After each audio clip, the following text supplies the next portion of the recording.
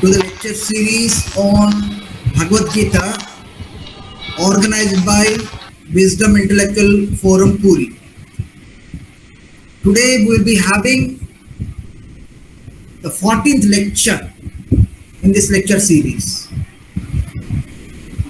It is under the title Sthita Prajna, the equanimous state of mind. It's a very nice topic, and this topic is included in the syllabus of degree and post-graduation courses.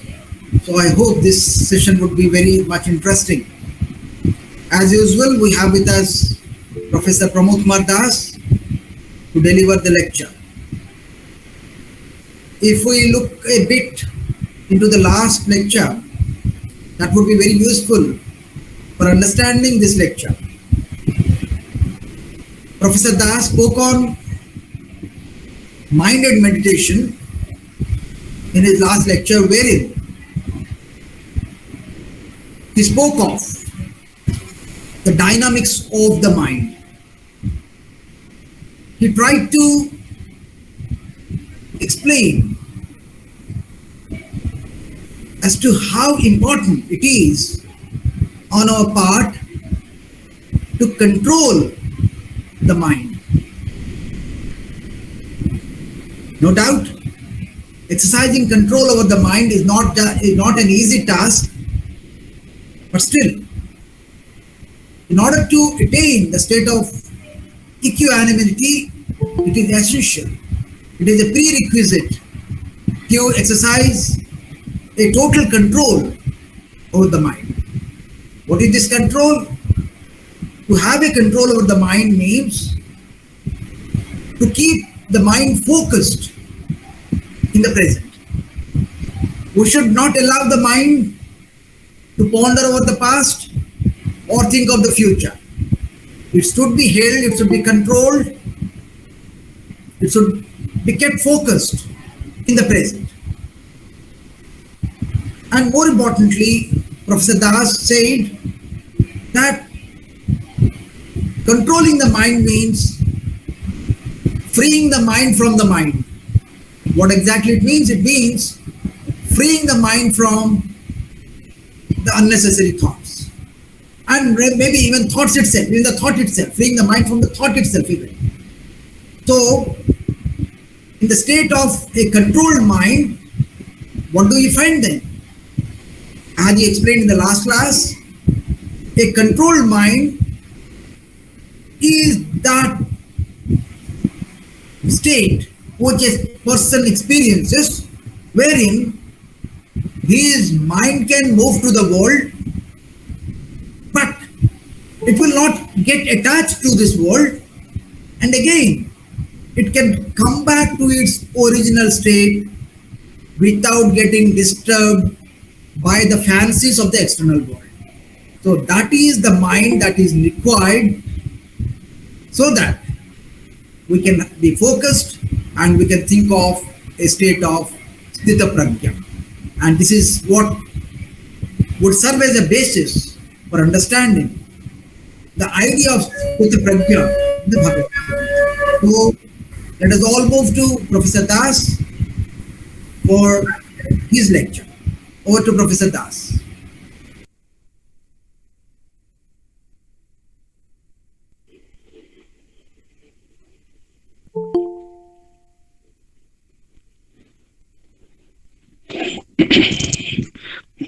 Am I audible, sir? Yes, audible and visible both. Audible and visible. Respected Dr. Rao,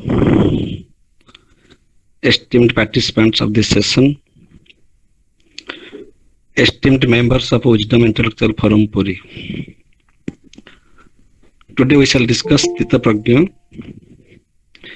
Dr. Rao very beautifully elaborated the introductory part of this talk. In the last session, we were discussing all these things, what Dr. Rao said.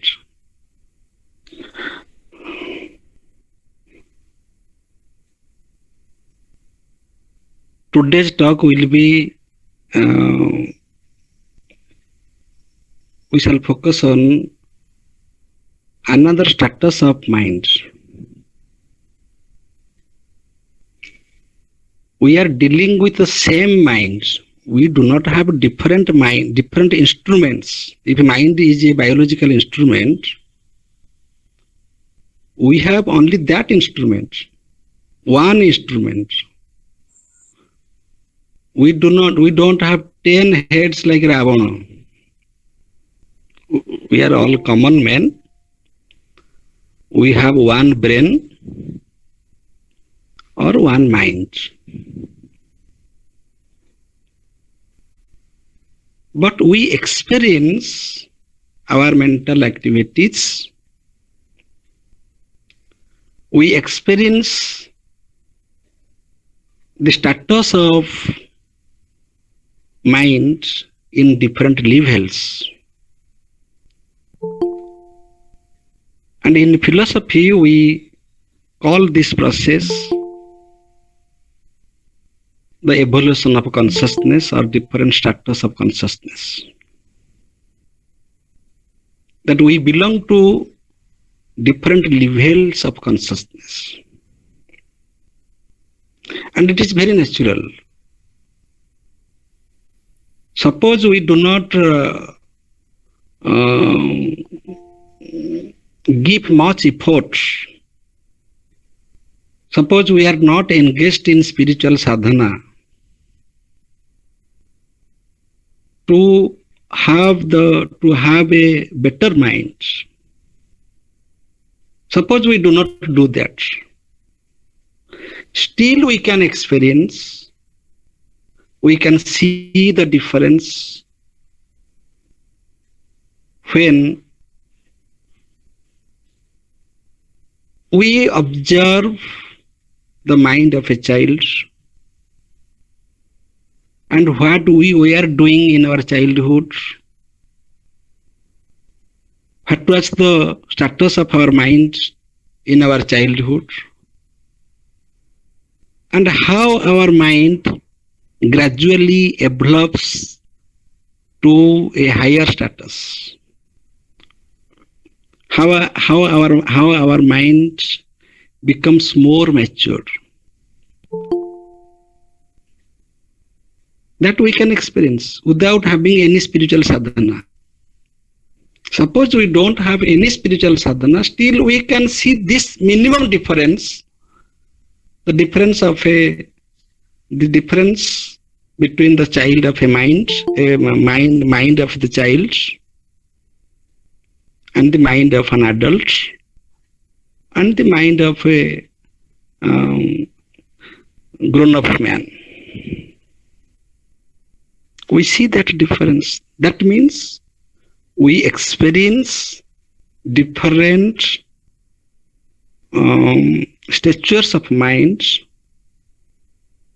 different levels of consciousness. We live through that, even without being engaged in spiritual sadhana. This is a natural process. This is a natural evolution. That as body grows, so mind also matures. Mind becomes more perfect day by day. If we do spiritual sadhana, if we shall focus on spiritual sadhana, then we can do it in better way. That is the point. So Sthitapagya is a state of mind. It is a status of mind. And we are blessed with such a flexible mind which can be transformed from a lower status to a higher status if we try to do that. If we love to do that. If we have Shraddha for this transformation, then we can live the same life, we can live in the same world, we can live in the same situation as others, but with a different state of consciousness, with a different response, with a different understanding of life, with a different realization of the truth. So though we live in the same objective world, our subjective worlds are different, distinct from each other. I live in my subjective world, others live in their respective subjective worlds. So the definition of likeness and dislikeness, definition of enjoyment and sorrow, definition of success and failure, definition of frustration and enjoyment, that also varies from person to person. My definition of enjoyment may vary from others, because that is rooted in my own experience, that is based upon my own understanding, that is based upon my own spiritual sadhana. The object of enjoyment is different, but the subjective feeling of enjoyment is also different from person to person. As our mind, so is our thought, and so is our response, so is our understanding, so is our realization. So mind is not only an instrument of rational reflection, mind is not only an instrument of logical thinking, mind determines the way we feel, the way we respond to a situation, the way we understand something, the way we realize something, and the way we live in this world.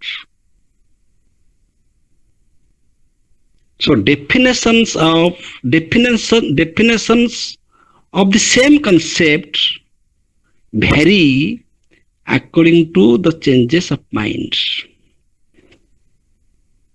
We can't have a single definition of enjoyment or single definition of sorrow, and we cannot be satisfied with that single definition, because that is a subjective feeling which varies from person to person. In very short, we can say we are our minds. Who am I? What is my status? What is my personality? I am my mind. And my mind determines my world. I am identified with my mind, and my mind pervades in my subjective world. So myself, my mind, and my world, they belong to one structure.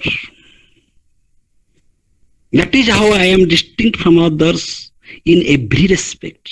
And every man is distinct from others in every respect. In respect of likeness, dislikeness, choices, personality, feelings, way of doing actions, way of responding, way of thinking, way of serving. In every respect, Every man is distinct from others. Mind is so important. The same biological instrument we all are endowed with. God has blessed us with the single instrument, same biological instrument. Scientifically, it is the same. But it is minutely different.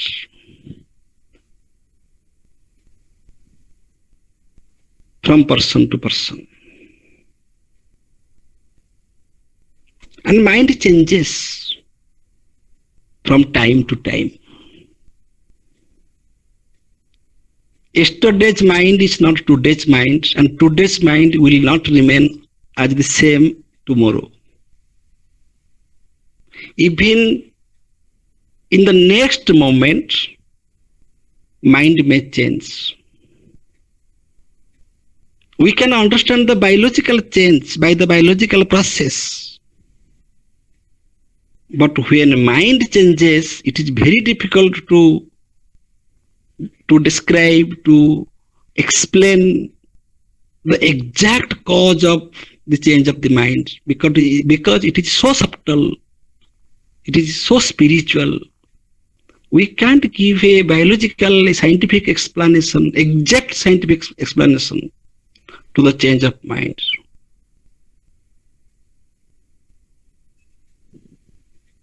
This is the power of our mind, that mind can change. If we don't try to change, it will change in its own process. That is the biological change. But if we shall try, if we shall have spiritual sadhana,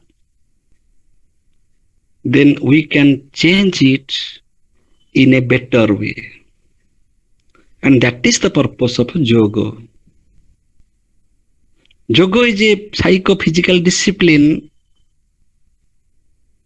which aims at this, that how can we change our mind so that we can change our perception, so that we can change our understanding, realization, so that we can change our world.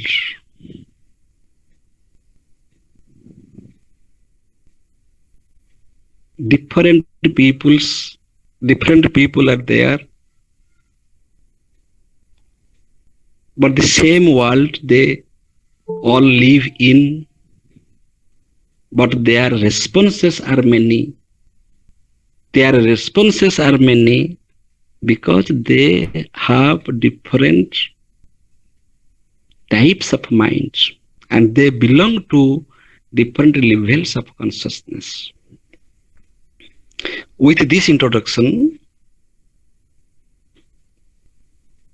we shall now come to our topic.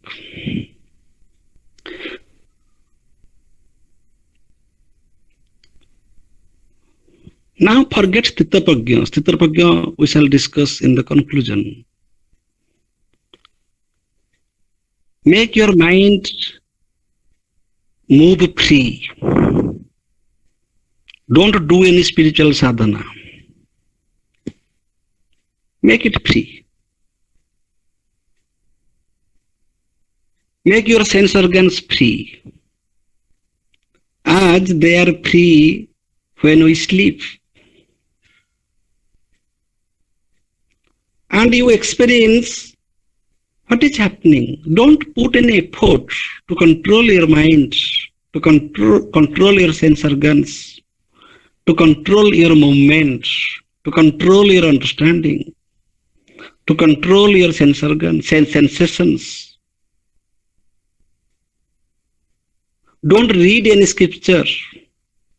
Don't listen to anybody else. Just make your sense organs and mind free, and you see what is happening, how the mind is functioning, how the sense organs are working, and you will come to know sense organs are inactive without mind. Sense organ, if honestly we shall observe the activities of sense organs, we always claim, we always blame, we claim and blame our sense organs for being involved in this or that nuisance, that they commit mistakes, they get involved. Actually, they are very innocent. They do nothing. They are simply biological parts. They simply follow the commands of our mind. They are very innocent. Mouth has no choice. Eye has no choice. Nose has no choice. Our touching sensation has no choice. No sense organ has any choice. They are choiceless and voiceless. They are very innocent. They simply follow the command of our mind. So mind is everything. Mind commands our sense organs. Mind, or scientifically we may call it brain, and philosophically we call it mind. When I speak mind, scientifically we may understand it as brain, and when I speak of a brain, philosophically we can understand it as mind. Brain or mind that commands our sense organs to be involved in their respective activities in which they have expertise.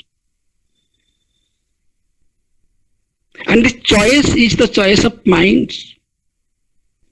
Mind makes distinction between this perception, that perception, do that, not to do that. Thinking choice is something different, to fight or not to fight, making decision. That is another aspect of mind. Even so far as our sense organs are involved, there also mind interprets, mind interferes. Mind interferes in the activities of sense organs, and mind also interprets the activities of sense organs as good or bad. Mind decides that this is good, and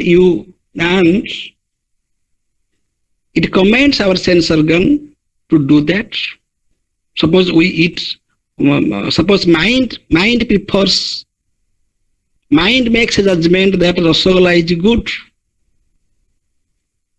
Mind becomes convinced. Then mind gives direction to the mouth,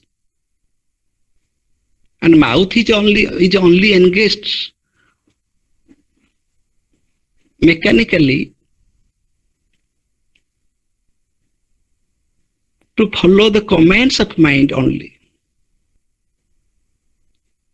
So when philosophers claim that we should control our sense organs, there is no necessity at all to control our sense organs, because they are innocent. They have no fault at all. They have no fault. Unnecessarily we blame them and we claim that they are doing all mischievous activities. I slapped somebody. Shall I blame my hand that this hand is notorious, that this hand is bad, that this hand slapped that man? No, this hand is innocent.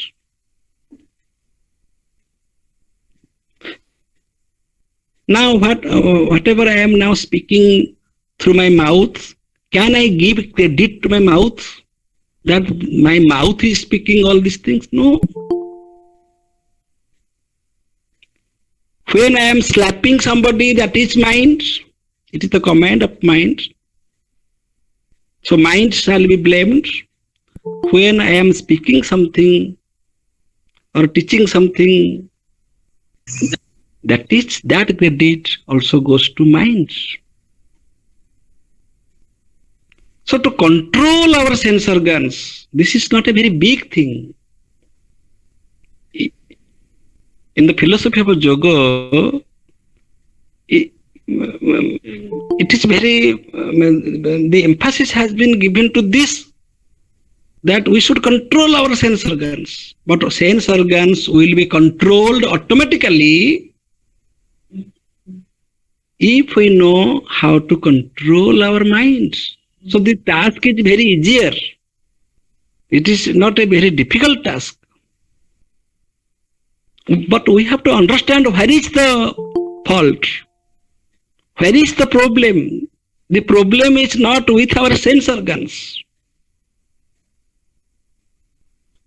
I am telling it again and again because we have to understand this misconception. We should not spoil our time to control our sense organs by doing different types of asanas, pranayam, etc. It is useless. It is just to understand that they are innocent. They are only biological instruments. They can do, or they will do as they are directed. They have no choice at all.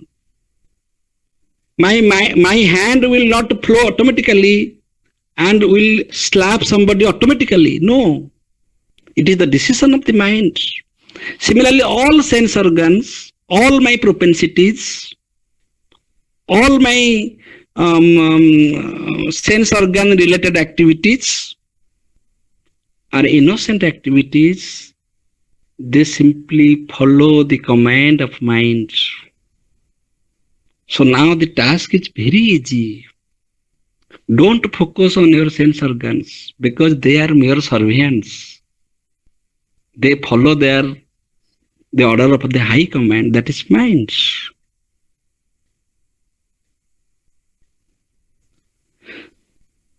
We have to understand this. The second point is, many times we blame the external world.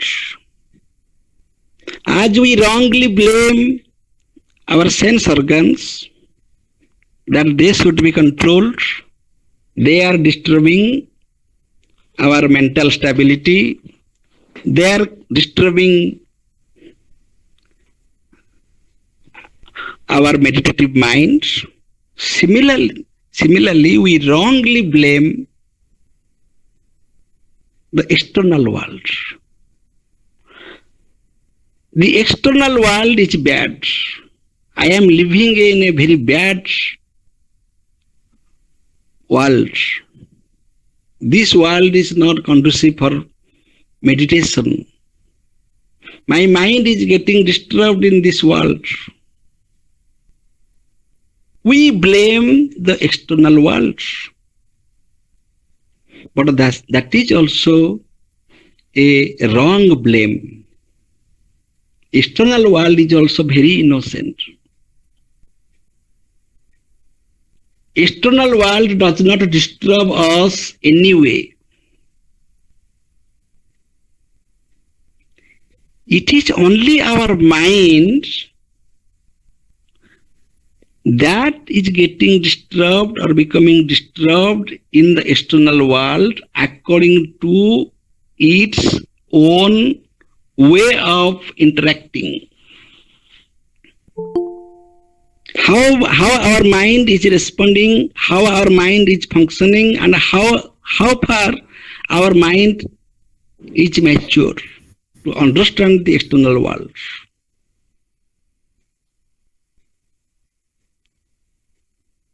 So the external world is not bad. The external world we have to understand the external world that it is external.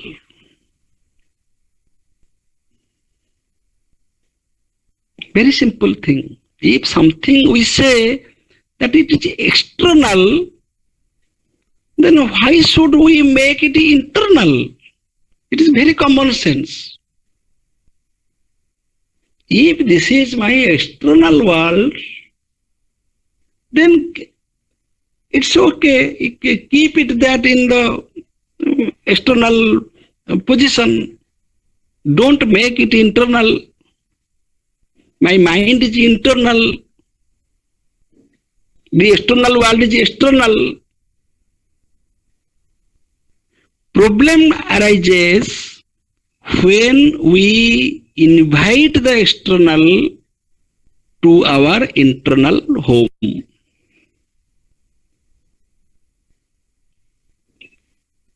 And who invites? Our mind invites.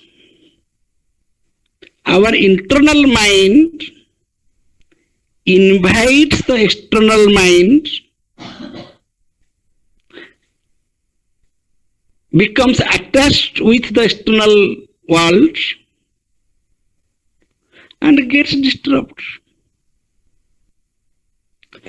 That was the position of situation of Arjuna in the battlefield. Arjuna should fight. This decision should come from his internal mind.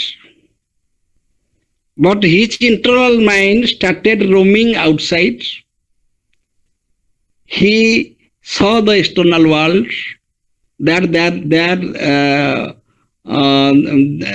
his relatives are standing before him to fight.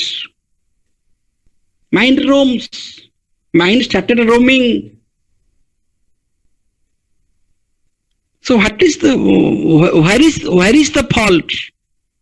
Whether the fault is with the existence of the external world or with the unnecessary interference of our mind. That mind, instead of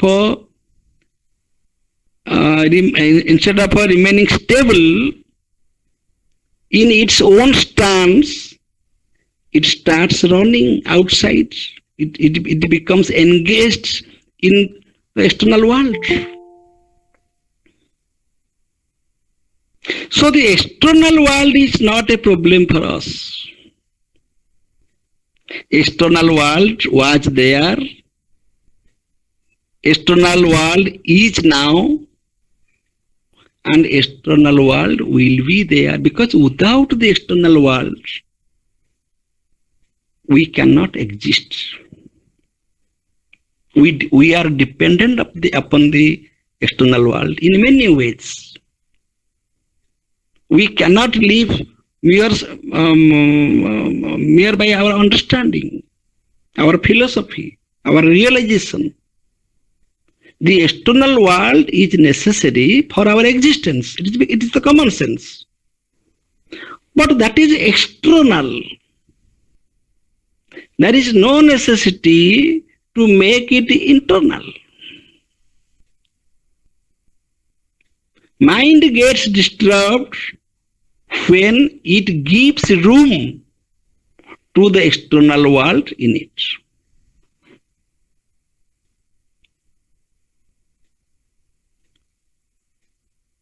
So, the sense organs are innocent. There is no need of controlling them. They have no fault. They will be controlled if mind is stable, mind is controlled. If mind is mature, mind is cultured, mind is groomed, then automatically the sense organs will be controlled. Similarly, the external world has no fault. External world will be there, otherwise we can't exist. But it is the fault of mind.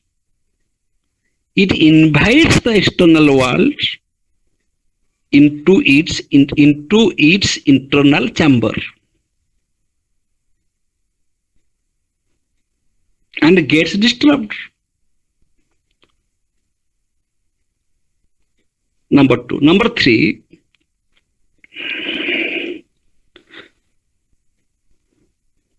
mind is also engaged. So I told 2 things: sense organs, which are external to mind. My eye is not my mind, my nose is not my mind, my mouth is not my mind. So my sense organs are external to my mind. And the external world is external to my mind. And mind is the cause. Mind is the root of all types of attachment, all types of disturbances, and the external world and sense organs are free from that. Mind is unnecessarily engaged in the activities of our sense organs and the external world. But the third point is, mind itself has its own home, has its own home affairs, has its own activities. These are the extra activities, sense organs and the external world. Suppose mind is free from sense organs and external world, still mind is not stable because mind has its own native disturbances. Mind is engaged with different types of thoughts that we were discussing last session, that mind should be free from mind. Even mind should be free from different thoughts. Different types of thoughts, different types of isms, different types of views. Mind has its own problem.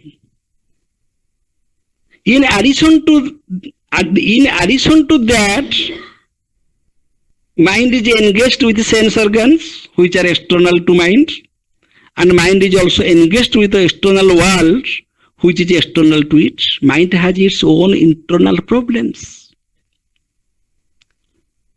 There is a saying that we fail to guide our own home. We fail to control our own home. But we are interested to settle the problems of others.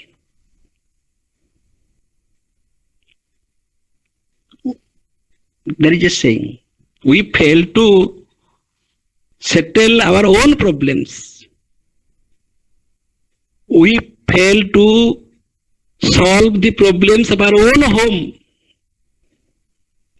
But we are invited as gentlemen, Bhadraloko, to settle the problem of others. Mind has its own problem. But mind is interfering with the activities of the sense organs and the activities of the external world. But mind has its own problems too. That is the problem of thoughts. That is the problems of thoughts. Suppose metaphysically we shall say, when in philosophy we try to explain the cause of the world, there are 3 views. This world has been created out of one source, that is monism. The world has been created out of 2 sources, that is dualism. And the world has been created out of many sources, that is pluralism. Suppose we take this example. How mind is engaged.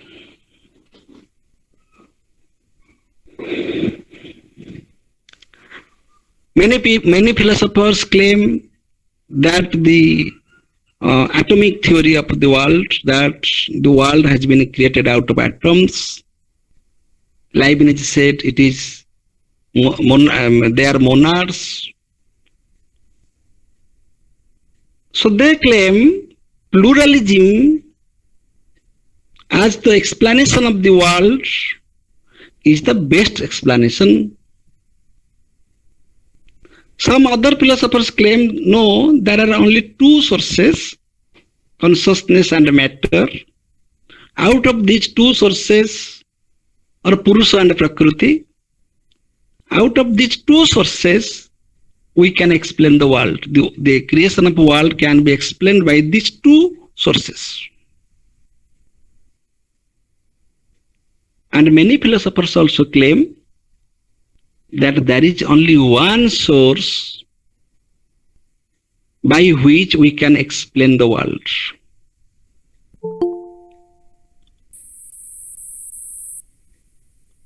Then debate goes on, which view is the correct view? Many philosophers claim that monism is the best view. And they give their own reasons and how monism is better than dualism and pluralism. Dualist philosophers claim that dualism is the very natural view because consciousness cannot be explained by matter, matter cannot be explained by consciousness. So these two are independent to each other and both of them explain the world. They give their own explanation and they think that dualism is the best theory. And those who believe in pluralism, they also give their own views. Similarly, there are thousands of views in our mind. Many minds, many thoughts, many philosophers, many views.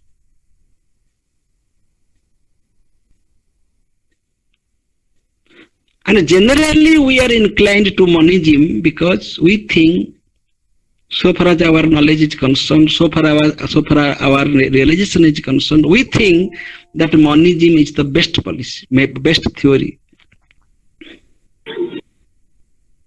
But that is also, that monism, that view, in a very subtle sense, that is also an ism, that is also a view, that is also an explanation. So any principle, any theory, any thought that appears to be very logical, very comprehensive and very logical, but that is not the mind, the total aspect of the mind. That is simply a view. So when we compare between different views, which view is the best view? If our mind is getting engaged in a particular view, then that mind is not Sthita Prajna. Whatever subtle view that may be, mind should not be biased by any view. Therefore, in Advaita Vedanta, that is not monism, that is called non-dualism. If we say that is one, then it is a description. If we say two, it is a description. If we say three, that is a description. So we can only describe the reality in the negative way. Neti, neti, not this, not this, not this. So not two, it is not two, not one. If we say one, then it is also a description. It is also an ism. Sthita Prajna is that state which has no view, which is not fixed with, which is not biased by, which is not convinced with a particular view or ism, however logical, subtle, comprehensive that view may be. Similarly, Sattva, Raja and Tama.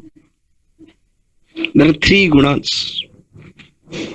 Sattva guna, Rajas, Tamas. Generally, it appears that Sattvic guna is better than Rajasic and Tamasic. So, a Sattvic mind is a steady mind, or that state of wisdom or Sthita Prajna. This is also a wrong conception.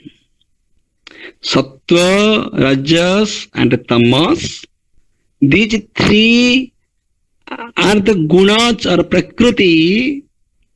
So any prakriti, any guna, that cannot be a state of indifference, because it is with a guna.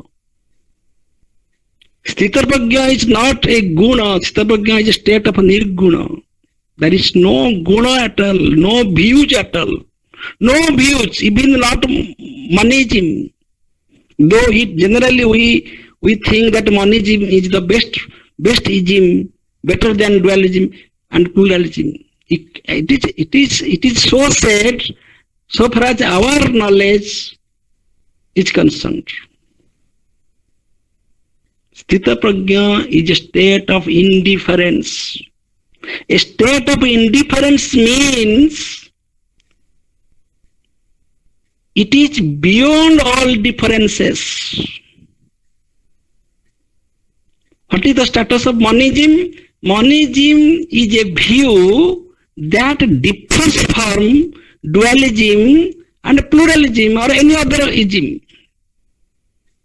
If one view differs from another view, that is not the state of indifference. There is no second entity from which we can differ. Sunya, blank slate. There is nothing. No view at all, no ism at all, no guna at all, even not the Sattva guna. There are also three types of ahankara: Sattvic ahankara, Rajasic ahankara, Tamasic ahankara. So a Sattvic person may be infected by Sattvic ahankara, but Sthita Prajna, the man who has steady wisdom, has no ahankara at all.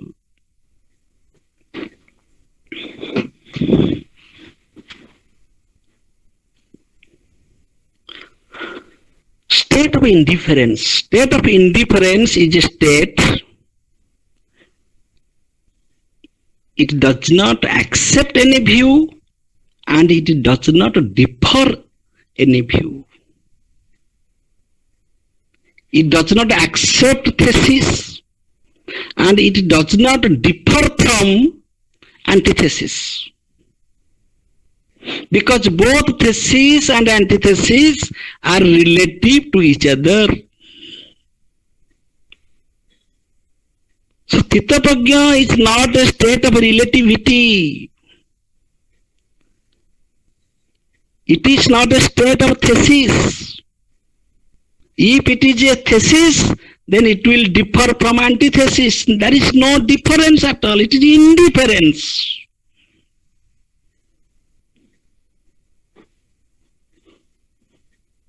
That is called the harmonized state. No point of assimilating or accepting, and no chance of differentiating. I don't accept anything and I don't reject anything. I am same in all dichotomies. I am balanced in I am stable in all the dichotomies, all the polarities, and all the pluralities.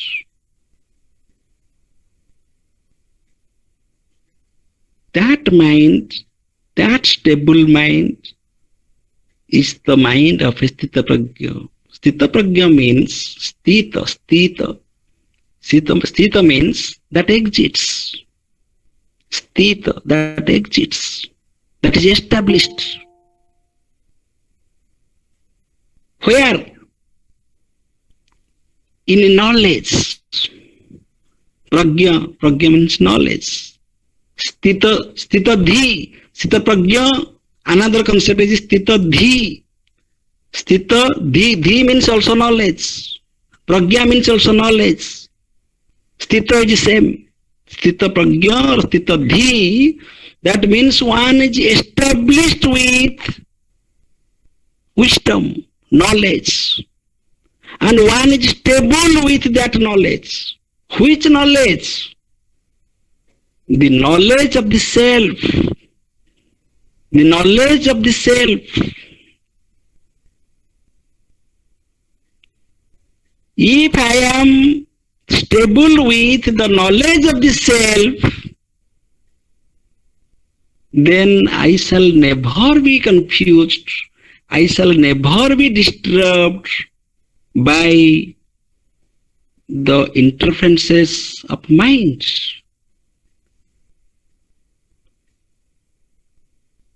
It is a position beyond mind. It is a transcending mind. Here I am established with knowledge. Knowledge means the knowledge of the self. Knowledge of the self, that is wisdom. If my mind, after completing all preliminary courses of science, religion, all types of academic degrees, and being free from the experiences of life, after completing all some positive sciences, so-called sciences, now my mind is established in the self-knowledge. Self-knowledge.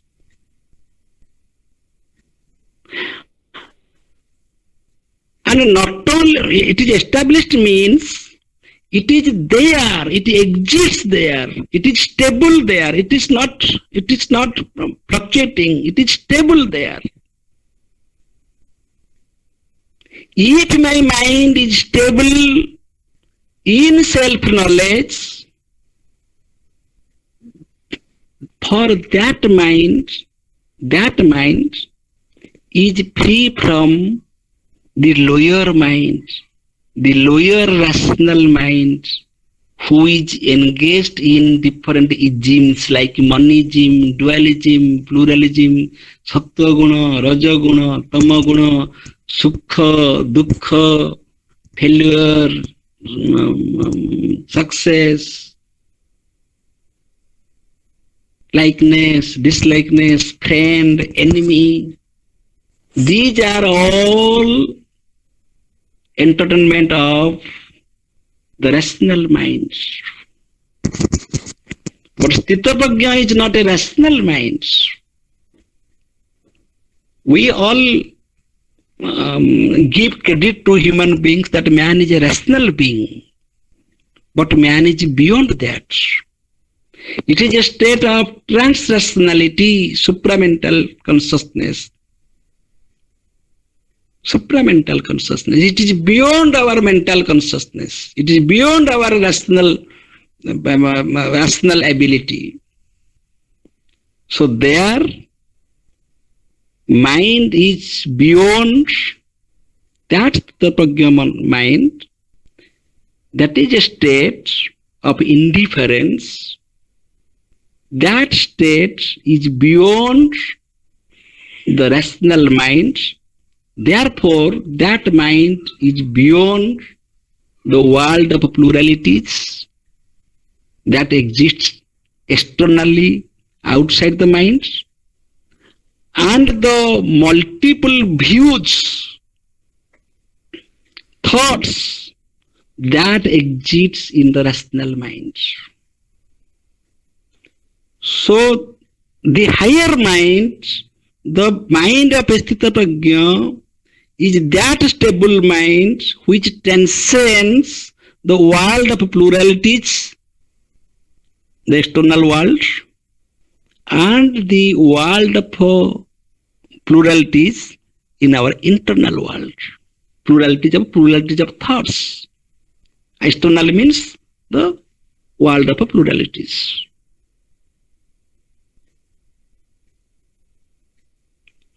Now we shall come to our practical life. This is the theory that we discussed till now. Then what is that Sthita Prajna mind? And how that mind, how that person speaks, how that person behaves, how that person responds? Arjuna is asking to Lord Krishna. Arjuna is asking that question to Lord Krishna. If you say that this is the status of Sthita Prajna, then is that man different from us? How that man behaves, how that man speaks, how that man eats, how that man sleeps. So here we come back to our practical life.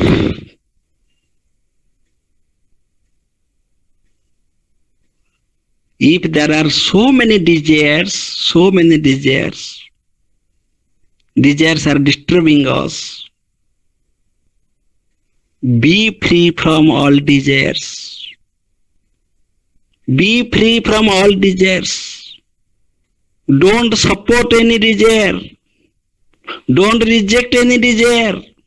This is the practical life.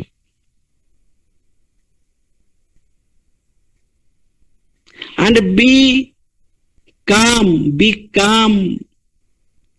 in two extreme situations. Because this is wrong, that is also wrong. This is relative, that is also relative.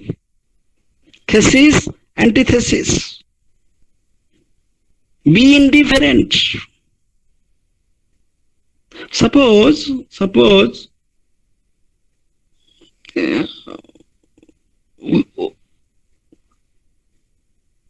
it was declared that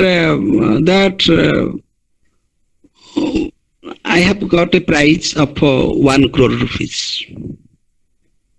It is wrongly declared to me, but I thought it is correct. It is true. I became very happy. And I made so many dreams, so that I shall do all these things with 1 crore rupees. But it was a fake news.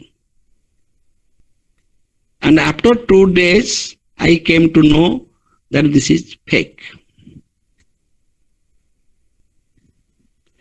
So what is my situation? How I respond to these 2 extreme points where there is full of everything, and in another situation there is nothing. How you respond? If your mind is extremely happy when you hear about something good or success, and if your mind becomes extremely sorry, frustrated, feels frustration, at the opposite situation, then that mind is not stable. So how can we test ourselves? How can we live like Sthita Prajna? If we are established in the self, if we are really established in the self, then getting 1 crore rupees as a prize and losing 1 crore rupees overnight has no meaning for us.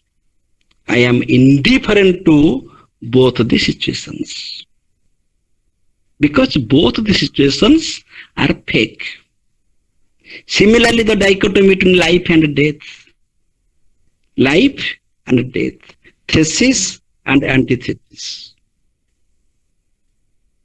We have to be stable with these two opposite situations. Then only we can claim ourselves as a yogi. Therefore, Lord Krishna speaks to Arjuna, be a yogi. Yogi bhava. In Manur bhava, yogi bhava. Be a yogi. Don't be a highly educated person. Don't be a rational person. Don't be a rich person. It is useless. If you are not a yogi, all your other credits are useless. If your mind is not stable, if your mind is not equanimous in the opposite situations, if your mind is disturbed in the external world, if your mind is disturbed by your servants means your sense organs, you have employed them, they are your employees, but your mind is disturbed by them, then you are not a yogi, even if you are highly educated, even if you are a great rich man.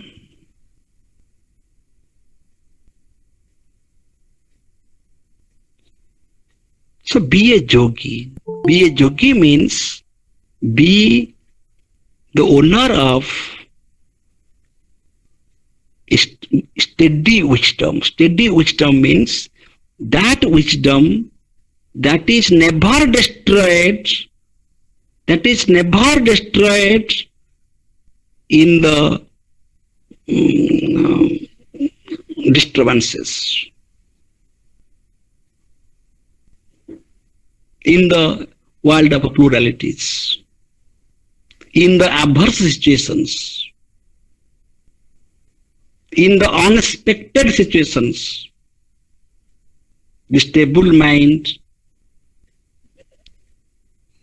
never gets disturbed. So Sthitapagya has two meanings. Sthitapagya is a state of wisdom. It is a state of wisdom. It is a state of indifference. And Sthitapagya is a person. That person is called Sthitapagya. He is a Sthitapagya. This word refers to the person who has cultivated this sadhana, spiritual sadhana. And Sthitapagya is the state of that steady wisdom. Steady wisdom means the wisdom that stays with you, that never gets fluctuated, never makes any compromise, that's stable. And the personality of that person is something different. That person lives in his own spiritual world. The world he lives in is definitely a different world that of a common man. The highest philosophy is that you make yourself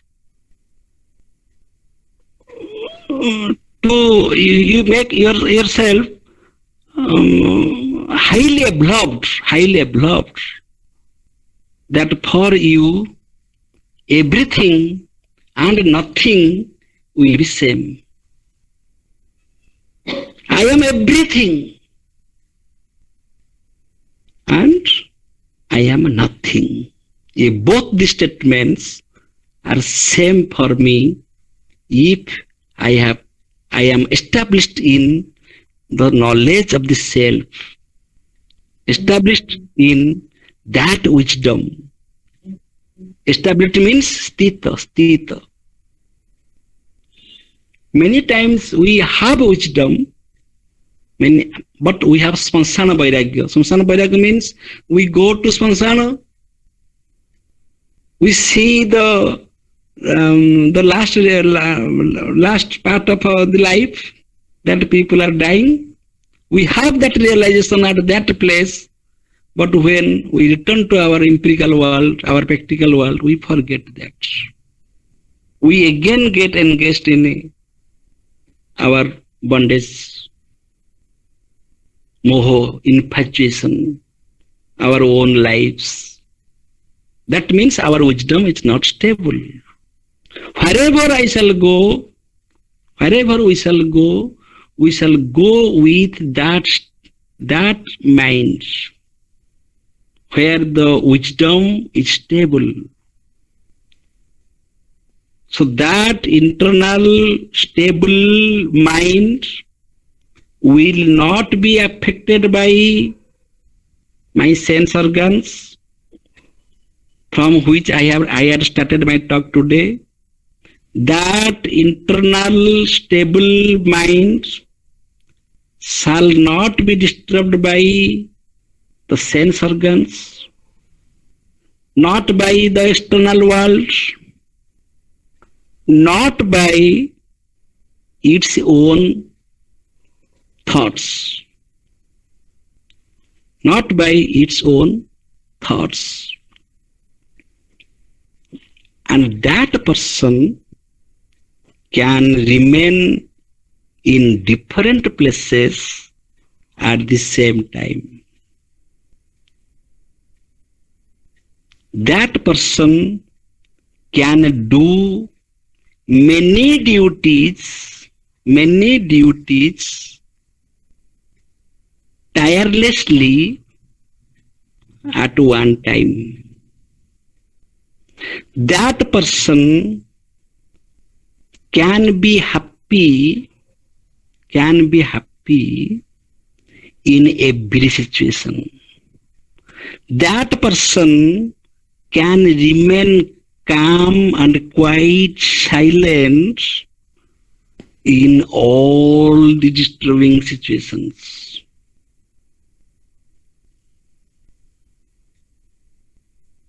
Because he has no opinion. Because he knows that the opinion is the opinion of mind. But he is not the mind, he is the soul. Sthita prajna. Prajna means knowledge, wisdom. Which wisdom? Wisdom is that who am I? So far as I knew that I am this body, my world is something else. I live in the physical world. When I think that I am this body, then I live in the physical world. When I think that I am my mind, I live in my mental world. But when I think that I am that self, I am pure consciousness, and I am established in that wisdom, then I am my world. Not this physical world is me, not this mental world is me, myself is my world. So what will be my perception? So in everything I shall see him. Him means the self. In everything I shall see the self. And in the self I shall see everything. As the goldsmith sees only gold in different ornaments, the customers are fascinated by the designs of the ornaments. This ornament is beautiful, this ornament is beautiful, this design is beautiful, that design is not beautiful. But the goldsmith is only interested in the weight of the gold. 1 gram, 2 gram, 10 gram, 20 gram. He is not interested in the ornaments. Similarly, the man who is established in self-knowledge, he is only interested in the self. He is only interested in the self. He is not interested in the mind. He is not interested in the interpretations of mind. He is not interested in this fascinated world. He is not interested in anything, and he is indifferent. If we will convince that person, take this 1 kilogram of gold, or take this palace, and you enjoy that town, that city, he will remain indifferent because he knows that this is meaningless. It is not that I understood. I have understood that the only truth is myself. So the palace is not the self. The gold is not the self. The not self. He is not interested in the not self. He is only interested in the self. This was the realization of Gautam Buddha. Gautam Buddha was not a poor man. Gautam Buddha was not a helpless man. Gautam Buddha was not a man of a failure. He was a prince. He was a son of king. But he realized that this is nothing. Everything has become nothing by wisdom. Everything has become nothing by wisdom. Everything and nothing are same. For that person who is established in that reality which is beyond everything and nothing, that is the self. The ocean, the silent ocean, is never disturbed by the violent waves. Waves rise and fall day and night. But the ocean is indifferent to it because the ocean knows that the waves are there because of my presence, my existence. I am not here because of the presence of the waves. This is the difference. The existence of waves depends upon the existence of the silent ocean. Therefore, the ocean is not disturbed. The ocean knows that I am the ocean. These waves are there because of my presence. Similarly, the goldsmith knows the customers are fools. They are interested in the making parts, ornament parts, but I am intelligent. I simply know what gold is. I know how duplicate it is, how original it is. Similarly, the Stitaprajna, the person who is established in the self, he knows how fools are others who are claiming that they are successful, having 10 buildings, having crores of rupees in bank, and having this or that. He knows that how fool they are, because one day they will repent for that, and nobody will take anything with them when they will die. We have come alone and we shall go alone, because self does not intake anything, does not enjoy anything, and does not suffer from anything. Self is beyond that.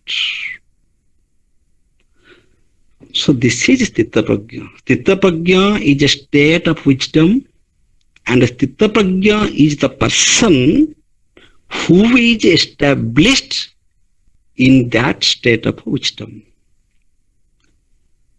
Sthitaprajna also lives in this world like others, but he lives a life of Jivanamukta.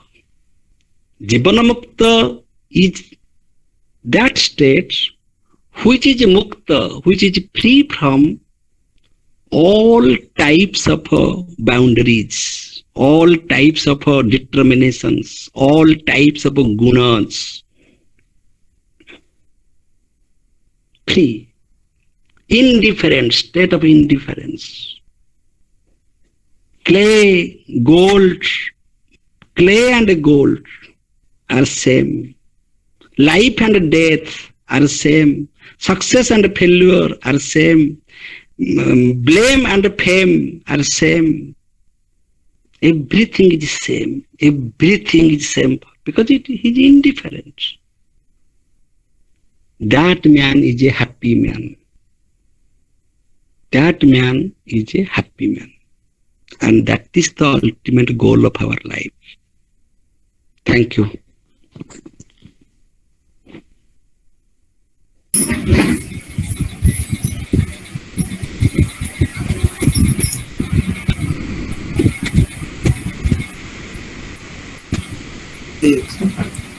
Thank you very much, sir, for yet another beautiful lecture in this series.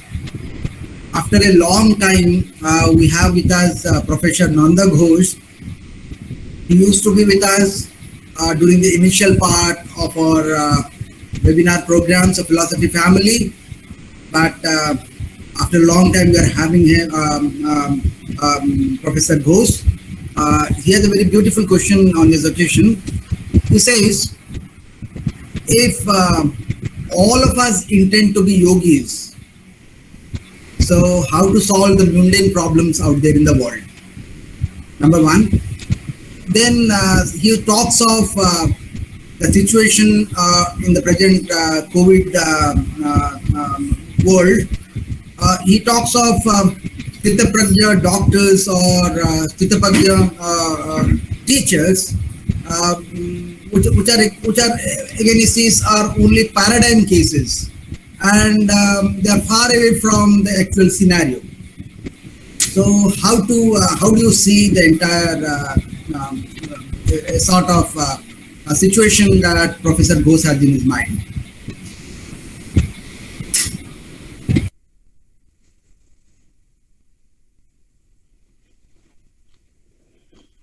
Professor Ghosh is asking the question. That question is, if a man is established in Sthitaprajna, how can he solve the problem in the mundane world? This is his question. The person who is established in Sthitaprajna in the steady wisdom, that person is only qualified to solve any problem in the mundane world. All others try to manage somehow or other. We are talking about doctors, engineers, teachers, but all doctors are not same, all engineers are not same, all teachers are not successful teachers in the classroom. That teacher is a successful teacher who is really interested in teaching the students, who is really established the aim that I am going to teach my students. A disturbed teacher, a disturbed doctor, a disturbed engineer. As Arjuna was disturbed in the battlefield, therefore he could not fight. That was the best example. So in the practical world, in the mundane world, we should have a sound mind. It does not matter whether I am a doctor or I am a doctor or a teacher or even shopkeeper, even a rickshaw puller, even a driver. I should have a sound mind. I should have in very common sense, we can say we should have a sound mind. We should have a non-agitated mind.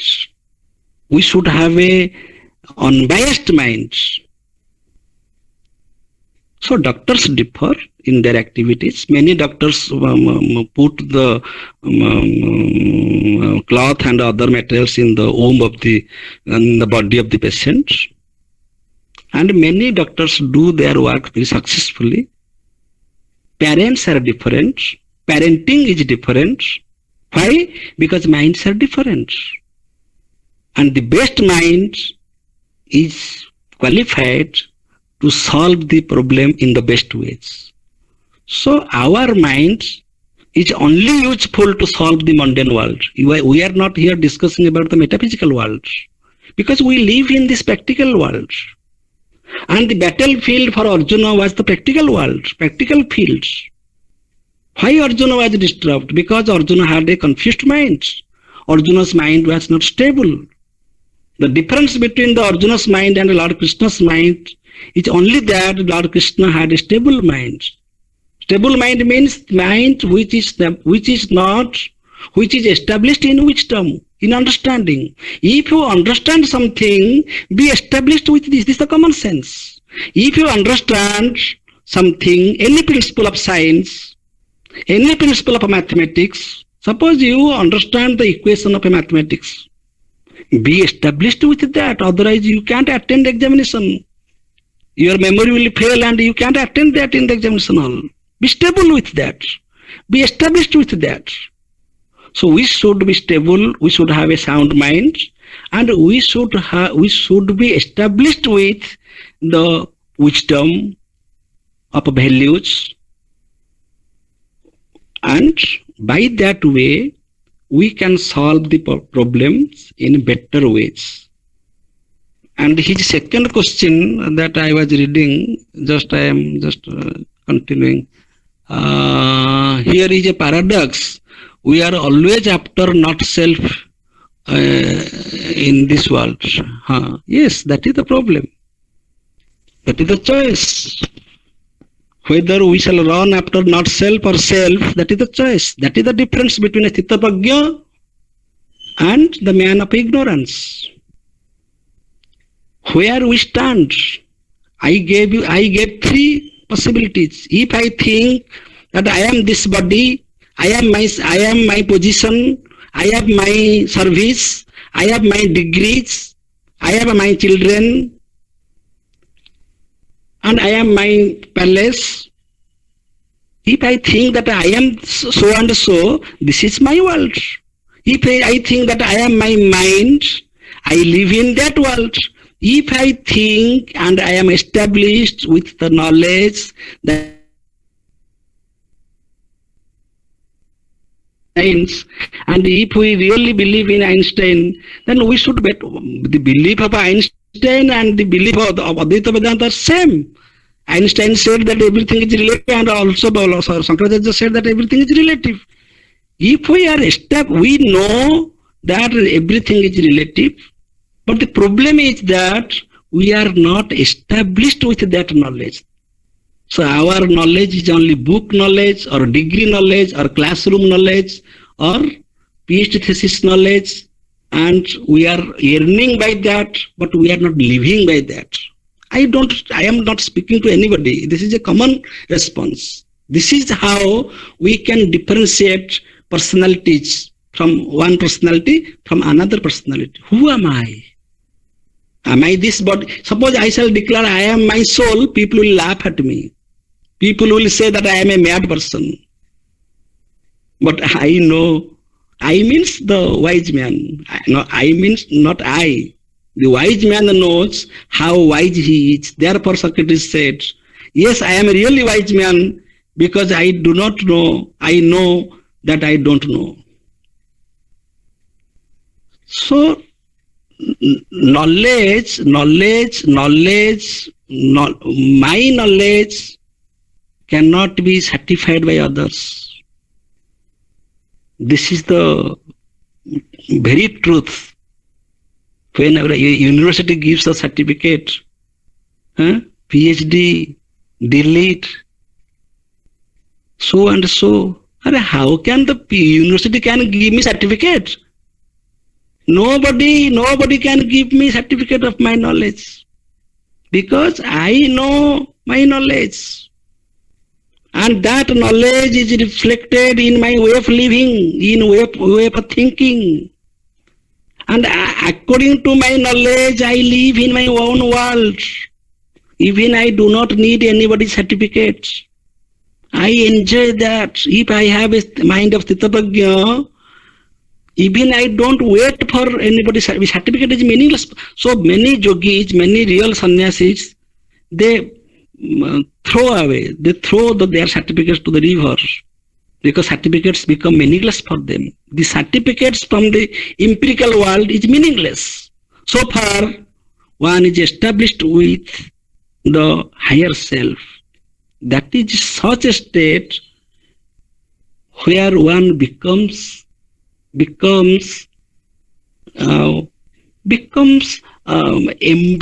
of happiness. Embodiment of happiness. He is happiness.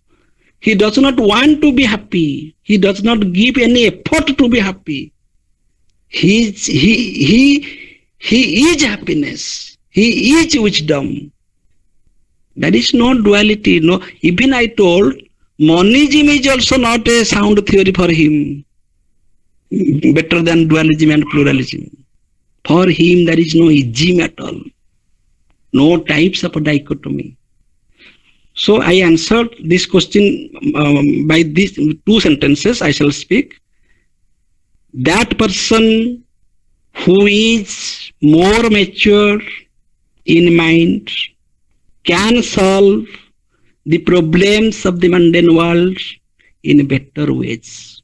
How far we are mature, that is a separate question. Yes, I am little more mature than him, and somebody is little more mature than me. In this way, we can go to the state of Sri Aurobindo, Vivekananda. Vivekananda is not me. Myself is not that man. We have different states of mind, we live in different levels of consciousness. If we have a sound mind, then we can solve all problems, including our family problem. I have seen so many great doctors, scientists, engineers, professors. They fail to manage their household problems. Even they are not comfortable with their wives, with their children. They can't solve their problem. But we claim that we are great professors, we are great scientists. And many scientists commit suicide because of this. Because they are not stable. Scientists, but they are not stable. They are scientists in the laboratory, but in the laboratory of the world, they are useless. Because they don't have a sound mind. So it is not important. Therefore, Lord Krishna is speaking to Arjuna. It is not important to become a great man, great seer, wise man, wisest man. Just become a yogi. Yogi means you are everywhere and you are nowhere. You have everything and you have nothing. This is a state of personal experience. So he can solve the problem of the mundane world. And the second answer is that yes, we are running after not self. And that is the crisis of today. We should not run after not self. That is materialism. Running after not self is materialism. Running after self is spiritualism. We should be spiritual. Because materialism will not last long. We have seen what is materialism in the pandemic situation, the COVID-19 situation, how materialism helps us and how materialism is successful, a successful theory. We better experience that in the pandemic situation. Great rich men died helplessly, and their children and wife, they did not come to see them in the hospital. They did not touch them for the fear of a corona. But poor villagers are living happily in a village. Thank you. Thank you. Thank you, sir, for your very nice response. So one thing that can be said from this entire response is Stitaprajna is a man of complete wisdom, and having that wisdom, it doesn't mean that he is a man who is moving away from the world. That is not the case. Stitaprajna is there in the world to serve the human problems, but the difference with others is that, well, my internet connection is somehow lost, I feel. Am I audible? Yes, you are audible, sir. You are audible, sir. Okay. So the Stitaprajna is a man who doesn't escape from the world. He is there in the world. So being in the world, he can solve the problems in the world in a better way. The only thing is, a Stitaprajna will not be attached to anything out there in the world. He can go to the world, he can solve the problems of the world, but in solving the problems, he has neither a pain, nor is he has neither a sense of feeling of pain, nor a feeling of happiness. He is not affected by any situation in the external world, and he can again return back to his original steady mind. That means Stitaprajna, he is not away from the world, he is there in the world. Being there in the world, he can solve human problems. And in solving the human problems, he is not at all attached by any of these problems. Say, affected in any of the way means he doesn't feel a sense of pleasure nor a sense of pain. He's totally indifferent to all this. So being in that state, he can again come back to his own original state of mind. So not disturbed anyway. So Stitaprajna even can solve the human problems in the mundane world. He is not escaping from the world. So that would be the response finally on this issue. And Deepak Kumar Behera, he also has a similar problem with the example that you have given of the lottery, being happy in one moment and losing the amount and being unhappy in the other moment. So he says, well, saying this is very easy, but dealing with things of that sort is pragmatically very difficult. But again, we are in a different level. We are, well, it is difficult, true. It is difficult for a normal man. And in the pragmatic world, it is very difficult. Okay, why a lottery? Suppose you have 10 rupees hard-earned money in your pocket and you lose that. You will feel bad because you have earned it so hardly and you have not stolen from anybody. It is your hard-earned money. So that happens with the ordinary man. But as a Stitaprajna, even though the money is legally his, even though he loses that money, there is no sense of pain in him because nothing belongs to him. Okay, so that is the state of mind of Stitaprajna. So Very good, no very question of pragmatism there.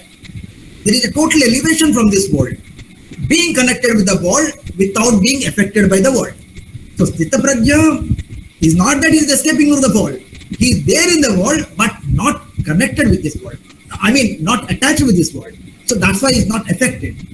So winning and thereby losing, it makes no sense for a Stitaprajna. It makes sense only to a man. In this normal world, it will affect us because we are not that elevated. We can speak lectures on this, but we are not that elevated. So it is only possible in the case of a Stitaprajna. So that is what Professor Das wants to convey to all of us. And he says it is not an impossibility. Even we can elevate to that level. Okay, that is even human. Dr. Rao. Sir. It is only about 10 rupees.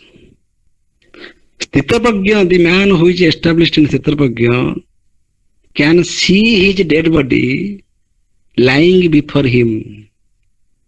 I am sitting here.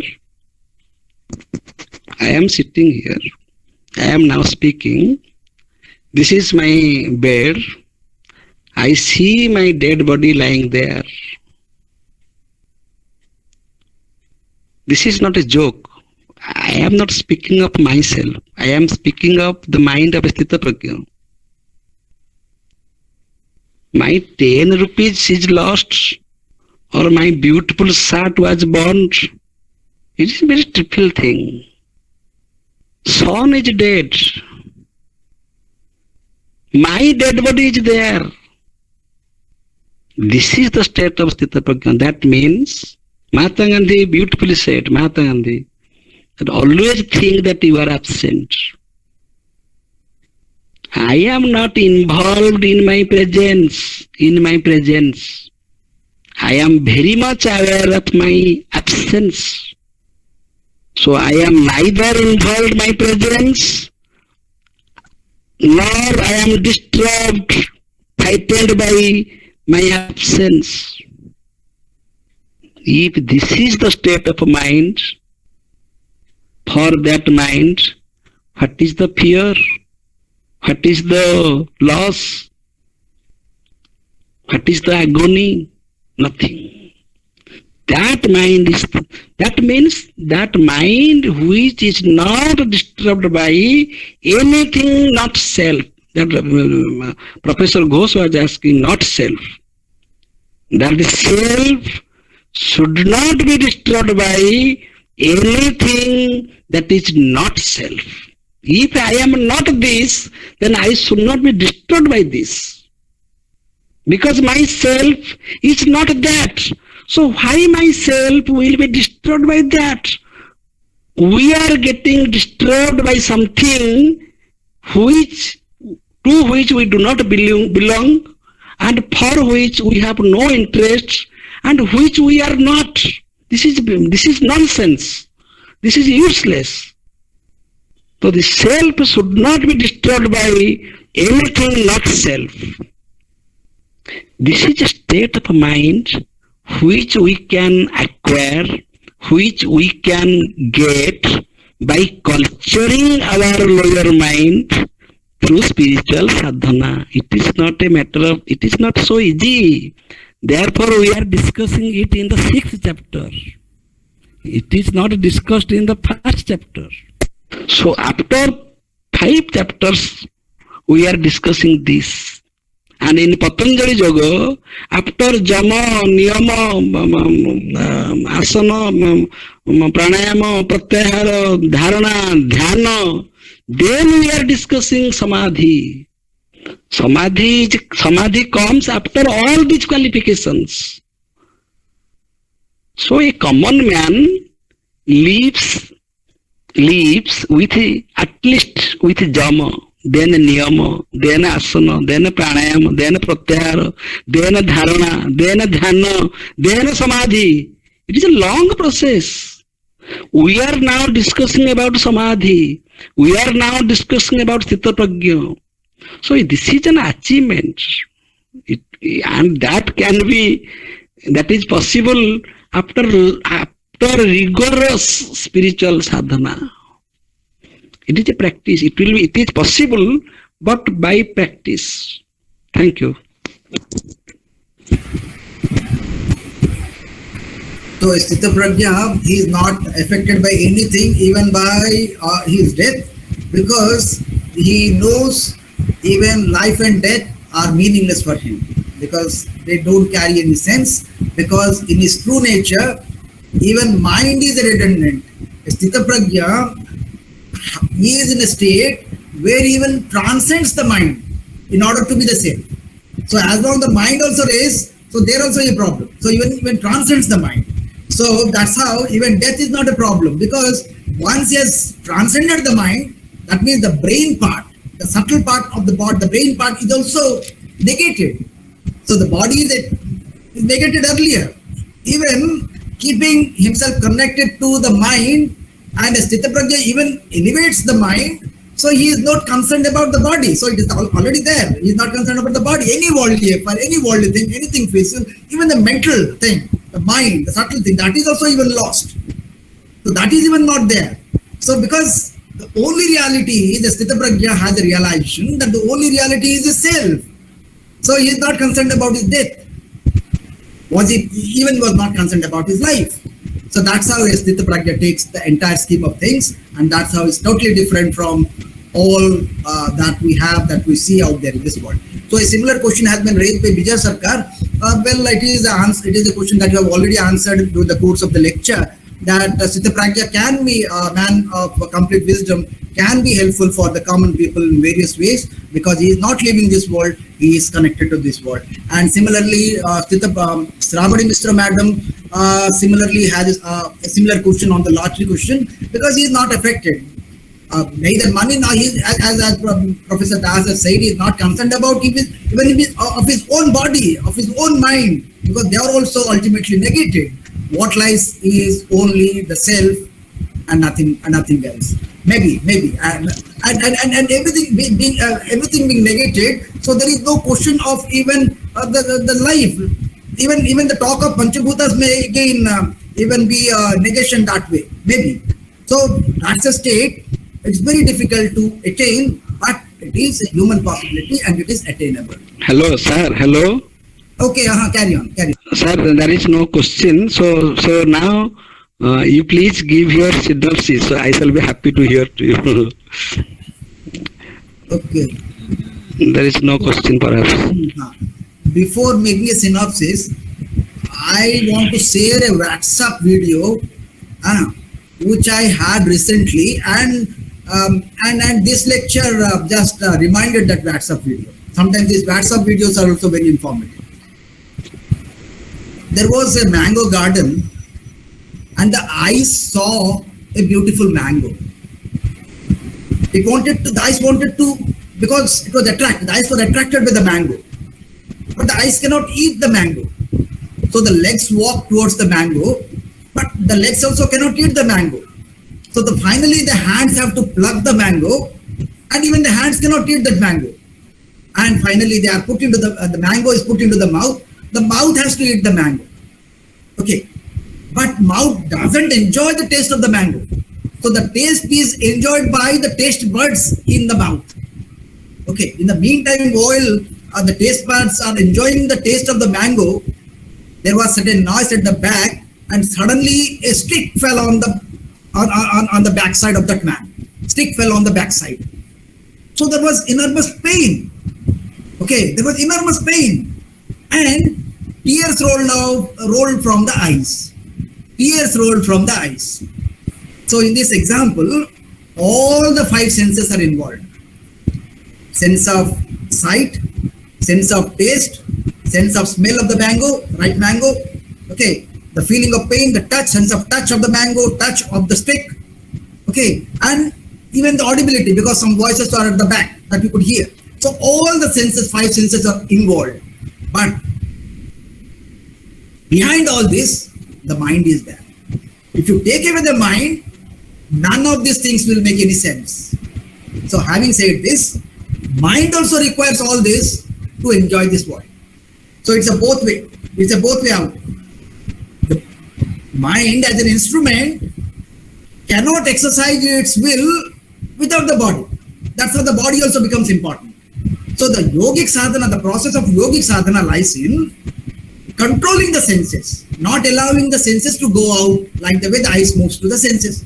And finally the mind has to enjoy or to suffer. It is the mind which finally enjoys or suffers from the activities of the body or the senses. So that's the message from Professor Das, that the senses have to be negated. The direction of the senses have to be taken inwards, because the senses move out, and then it is forming a part of the synopsis also. The senses are moving out, and they are unnecessarily dragging the sensual input and posting it in the mind. So that's how the mental modification, there occur mental modifications, and there occur certain disturbances in the mind, which finally the mind has to enjoy or suffer. And this is how mind becomes busy and gets involved in this world. So Chitta Pragya is not that state of mind. Chitta Pragya is another state of mind, and this state of mind can be achieved. This is a human possibility. It is possible, but it requires a lot of sadhana. In that sadhana, mind has to be oriented in an inward direction, and it has to control the modifications that go inside, wherein the perceptions, the past memories, the understanding, the feelings, the emotions, the sentiments, all sorts of things are to be negated. They are all to be freed out. It is only then You can think of controlling the mind. You can think of exercising a control over the mind. So Professor Das during his lecture even said, even controlling the mind and committing to a particular view is also a sort of attachment.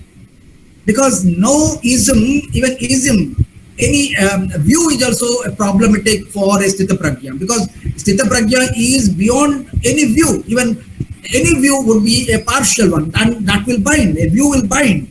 So, having said this, he said mind has to be free from even a view also. Even monism is not a best word for Sthita Prajna, because he is away from all this, any sort of views. And having said this, he said another beautiful point, that we can talk of people with a sattvic mind, and we normally say, oh man, he's a sattvic person. And normally we confuse a sattvic mind to be a man of Sthita Prajna. This is not true. Even Sattva Guna is derived from Prakriti. It's a guna of one of the three gunas of Prakriti.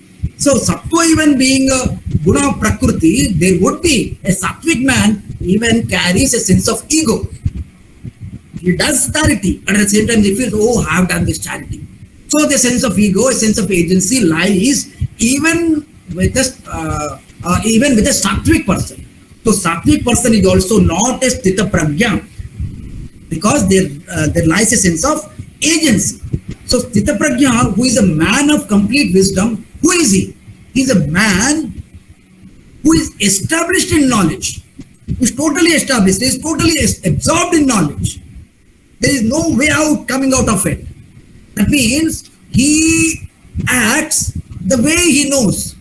Knowledge and action, they are not different.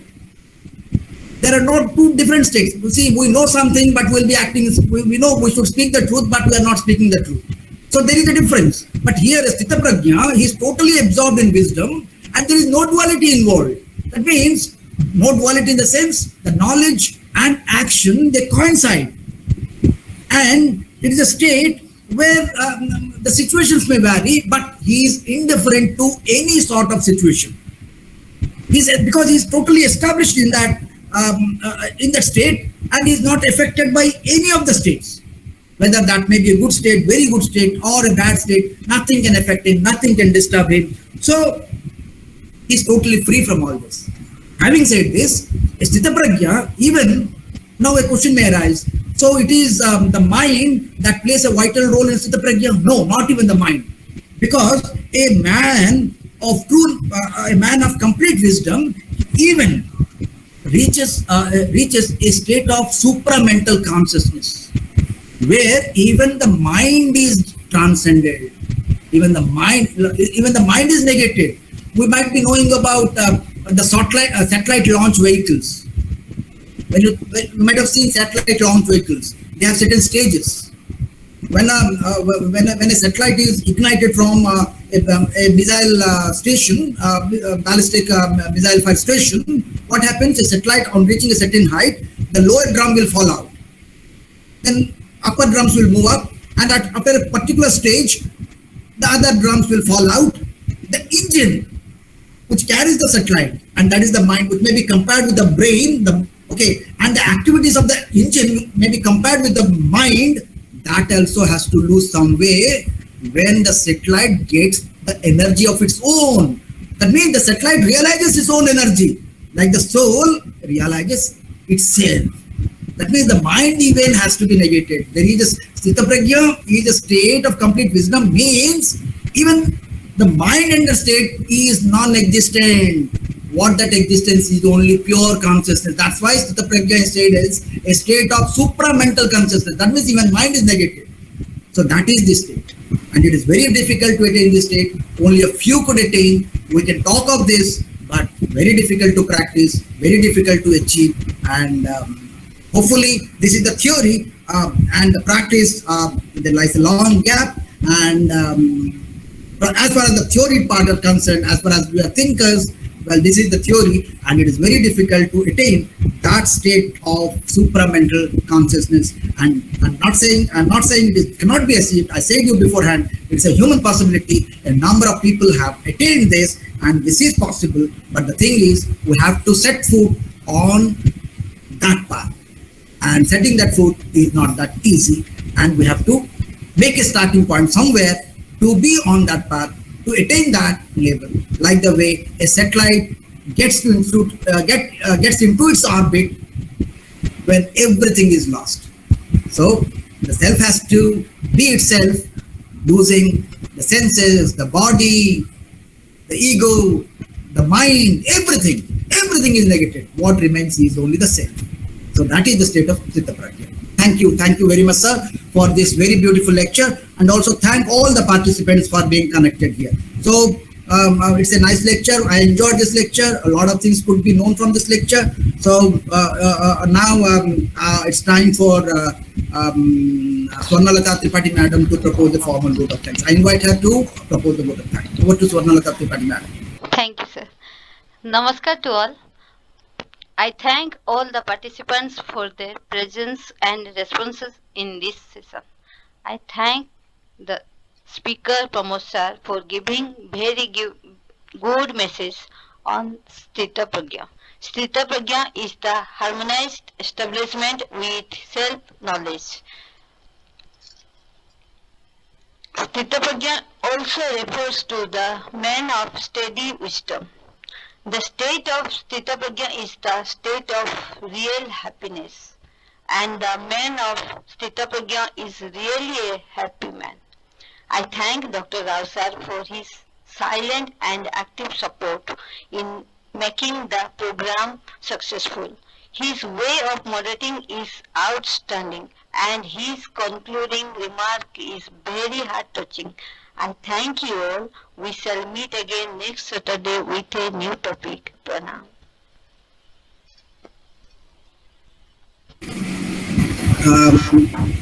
Now, thank you. Thank everybody, all those involved in this webinar. Now the meeting is over. Looking forward for to have another beautiful lecture on another issue the coming week.